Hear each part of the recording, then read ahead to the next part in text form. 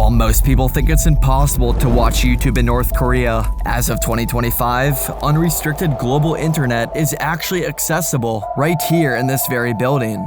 We can confirm this to be true thanks to our friend Alex, who joins us today. How's it going? Alex just became one of the first Americans to enter North Korea since the country was shut down in 2020 by using his dual citizenship with Mexico. I look pretty white, and so me passing as a Mexican was like a lot more of a long shot. But it worked, and while inside the country, Alex was able to get on the internet and even watch YouTube at this exact address. Alex was curious if there's any other places in Pyongyang that could have internet access. First, he explored a North Korean library. We tried to go on their library computers actually, which were running Windows XP and Google. Trying out a VPN. I think they could for sure use YouTube if they're connected on a VPN on the hotel Wi-Fi. And even getting to see what a North Korean's phone is like. So based off of what we saw on the university student's phone who was with us. I've made videos on North Korea in the past, but I've received many comments saying that North Koreans would never be able to watch this video. That doesn't have to be the case any longer, because here's a full step-by-step breakdown on how to watch YouTube in North Korea. Yeah, I don't know if I should be mentioning this, but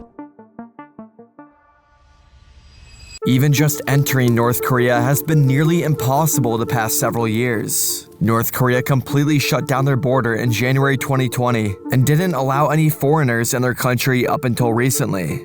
There was a small group of foreigners allowed into Rason, North Korea in February of 2025.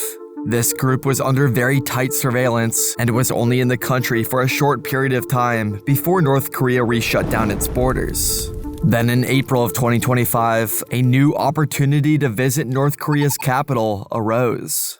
So we did not get tourist visas. North Korea is still closed to tourism, but we went as like amateur athletes. On April 6, 2025, North Korea hosted their annual Pyongyang Marathon. This marathon hasn't been held lately though, as this was the first marathon the country hosted since 2019. This was also the first time since then that North Korea was allowing foreigners into their capital who were labeled as amateur athletes. Alex was one of these amateur athletes allowed to see Pyongyang for the first time by any foreigner since 2019. So before we went in from the tour company, we got a 30-page document about the rules and what we should be doing, and for good reason. And I read through that thing back and forth multiple times. But basically, there's main like golden rules, which is don't disrespect their leaders. So that means no selfies with like big statues of the leaders. Which was interesting, and you can't cut off parts of the leader's like statue or something. So like if you cut off their feet and only get a picture of their head, that's not allowed. That was the main thing. And then they said whenever the guides say you can't record, stop recording like immediately. In the past, when American tourists visited North Korea, one of the most important rules was staying off the internet. In fact, it would have been basically impossible to even gain internet access in the first place. If anything, the North Koreans would sell you a local SIM card that gave you access to North Korea's version of the internet, known as the Kwangmyeong, but global internet access was strictly forbidden. That was until Alex visited.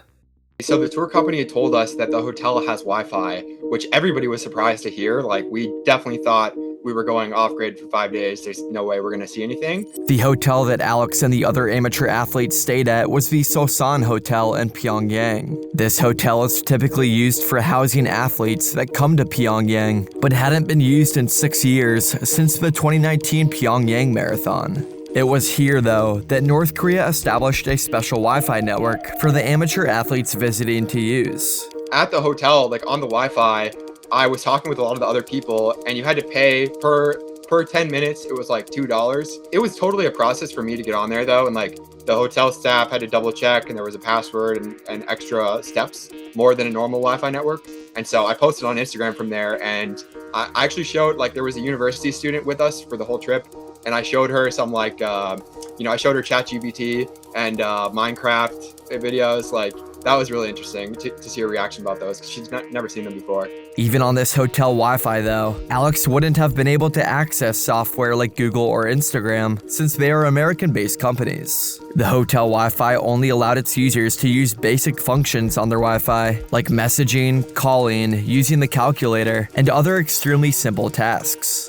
Thankfully for Alex, he was able to use a VPN, which gave him access to all the American-based companies. A VPN allows you to change your IP address by routing your internet connection through one of its servers that's located in a different country. So by using a VPN on this hotel Wi-Fi in North Korea, you could change your IP address to make it look like you are browsing in the United States. The VPN I've been using lately is called PIA VPN, or Private Internet Access, that's been used by millions of people all over the world. With PIA, you can change your IP address to 91 different countries and all 50 US states. This VPN allows you to unlock your favorite YouTube channels or Netflix shows no matter where you are in the world. Want to show the local North Koreans what the Super Bowl is like? Done. PIA VPN has you covered. Want to show North Koreans my recent video on how to escape North Korea in 2025? Done. PIA VPN has you covered again. No matter what device you are using, whether that's Windows, macOS, Linux, iOS, or even an Android, just one subscription with PIA covers all of your different devices. In addition to being able to access content that's not available in North Korea, PIA VPN also helps protect your privacy. When you use PIA VPN, all the data traveling between your device and the internet is encrypted, so if someone tried intercepting your data, like the North Korean government for example, all they would see is gibberish. This isn't just helpful for the very few people who ever travel to North Korea, but it's helpful for anyone in the world who wants to keep their digital footprint actually private. By clicking on the link in my description, you're not only supporting the channel, but you'll also get 83% off private internet access. Through this link, you'll also get 4 months for free. That ends up being just $2.03 a month, cheaper than a cup of coffee, so make sure to check out the link below.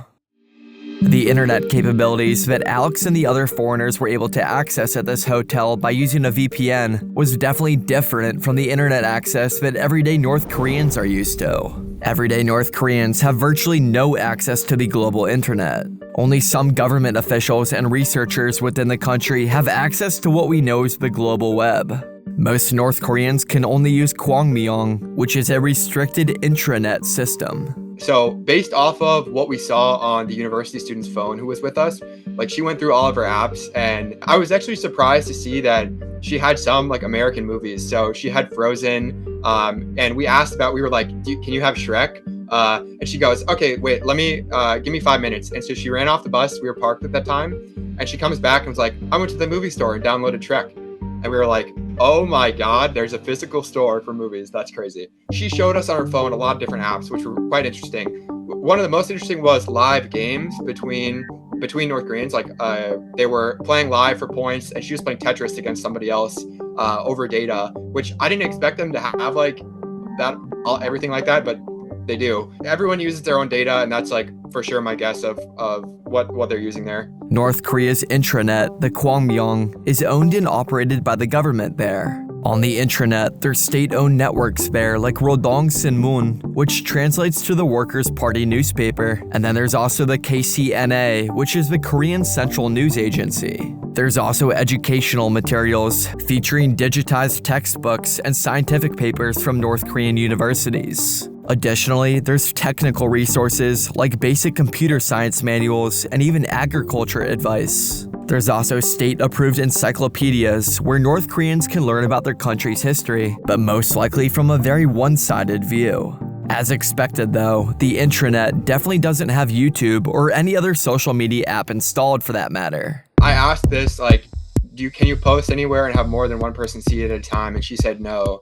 And then I showed her my Instagram as well and was like, yeah, I can post one thing and then 100 people can see it or more. And then she was like quite interested and confused. So they can only text each other one-on-one from my understanding. And although the intranet does feature some American movies like Frozen and Shrek, it appears the intranet only showcases North Korean-based music. We got to see like a live K-pop performance, which some of them were calling like DPR K-pop, because like most people there, they don't call themselves North Koreans. They say we're from the DPRK.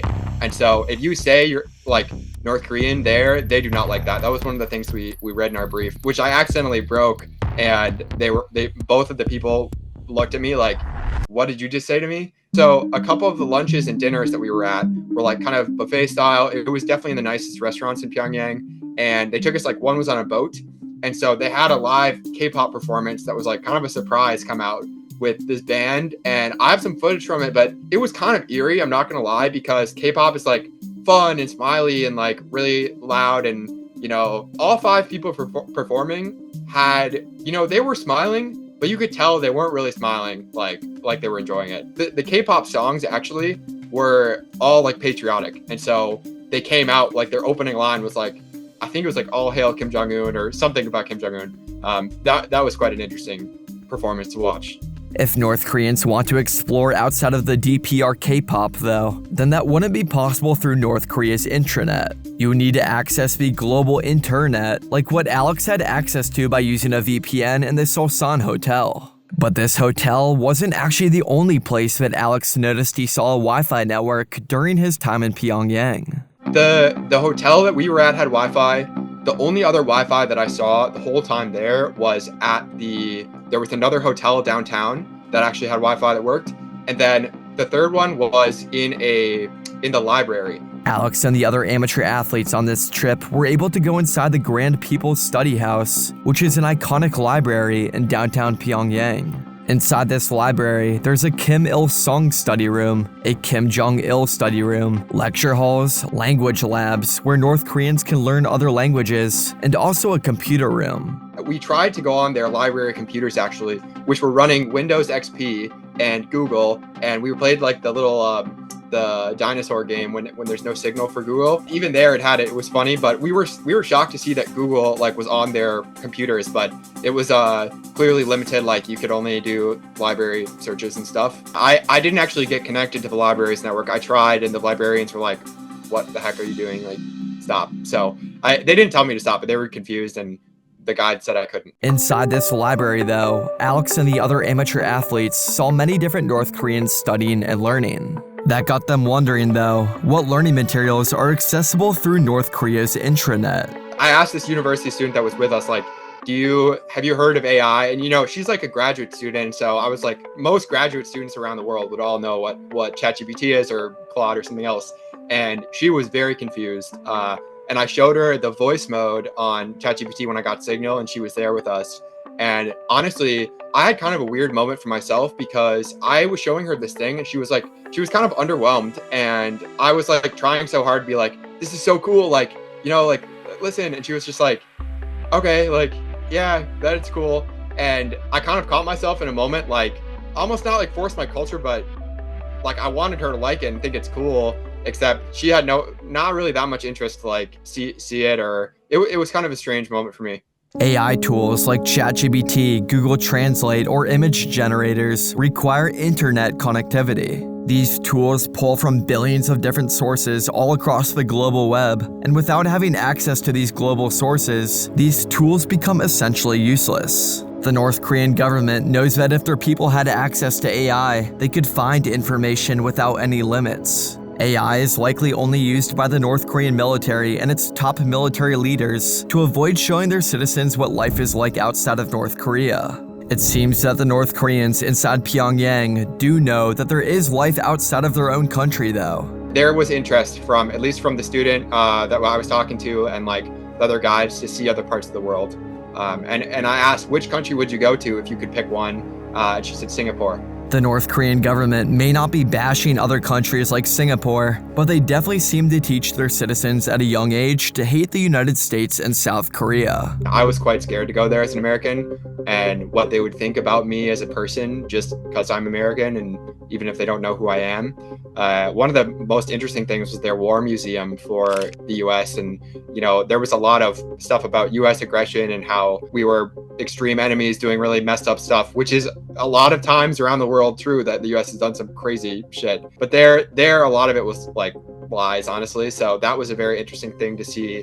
A lot of my guides, they only thought of me as Mexican, and so I think, which is crazy because I look pretty white, but I did not get any questions from them or pushback about being Mexican or what other nationalities I would hold. So I actually didn't tell them that I was American, even at the end of the trip, because I think it kind of would have soured like what we'd experienced. And if somebody holds that much prejudice against a person of one nation, like, which is wild to say that from them going back to Americans, because basically all of other nationalities of the world going towards them are like North Koreans are all evil, basically. And I went there with a very open mind to say, are the people living in Pyongyang actually different than what the government thinks? Or, how do they act? Are they people? And the answer was overwhelmingly like, yeah, a lot of them are pretty nice people. So at least in their daily life, yeah.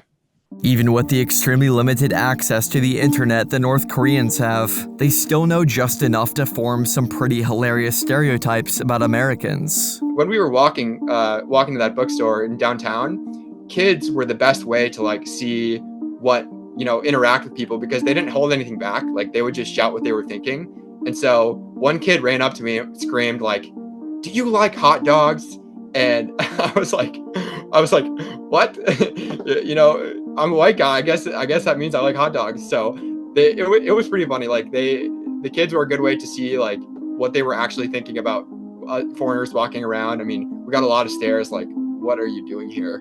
Just super, super confused. For many of these North Koreans, a white man is very possibly something that they've only seen in movies. And even though these North Koreans are living a life that's probably completely different from the life you are living while watching this video, at the end of the day, we're all still humans. I think overwhelmingly, what I felt like after leaving was that they're living like lives that are not that different. Like we are way closer to them than anybody thinks. And especially the media likes to say that massively, really crazy news like divides people and says, "Oh, these are like warlords," or "These are like really good citizens of Europe," or something else. And what I found when I was there is like the people living there, we're really not that different. Like, and a lot closer than people think. Then, even though they're living in a society that's unfathomable to a lot of people, we are so close. And that was really overwhelmingly what I felt like after leaving.